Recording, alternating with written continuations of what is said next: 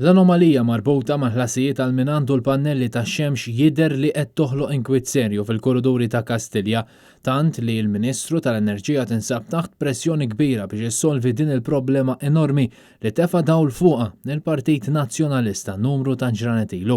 F'kummenti lil Net News, il-Ministru Mirjam Dalli provat tindika li issa l-Gvern se jibda joffri kontratti li jkopru 20 sena, idea li kienet diġà iddaħlet fl-ewwel ta' Jannar tal-2013 fi żmien Gvern Nazzjonalista.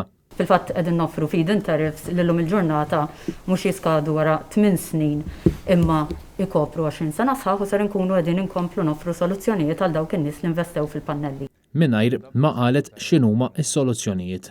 Mirjam Dalli mkien ma mettiet li kien Gvern Laburista fl-2015 u fl-2017 li joffra kuntratti osra li jiskadu fi żmien 6 snin dan fil-waqt li nfexxet f'attakk partiġjan kontra l-kap tal-Partit Nazzjonalista Bernard Grech.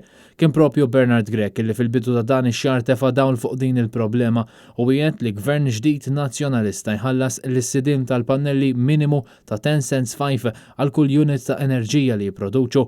Intant, meta wieġbet domandi dwar id-deal skandaluż tal-wind farms fil-Montenegro, Mirjam Dalli ikkonfermat li dan il-każ jinsab għand il-Pulizija.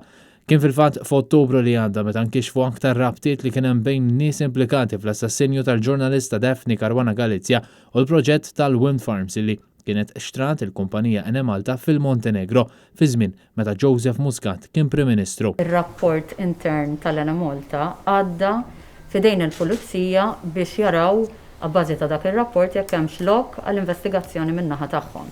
La darba ir-rapport jagħtant il-Pulizija ikun prematur li jiġi ppubblikat għaliex jista' jippreġudika kwalunkwe investigazzjoni li jista' jkun li ssir. Kien Kutajer, Net News.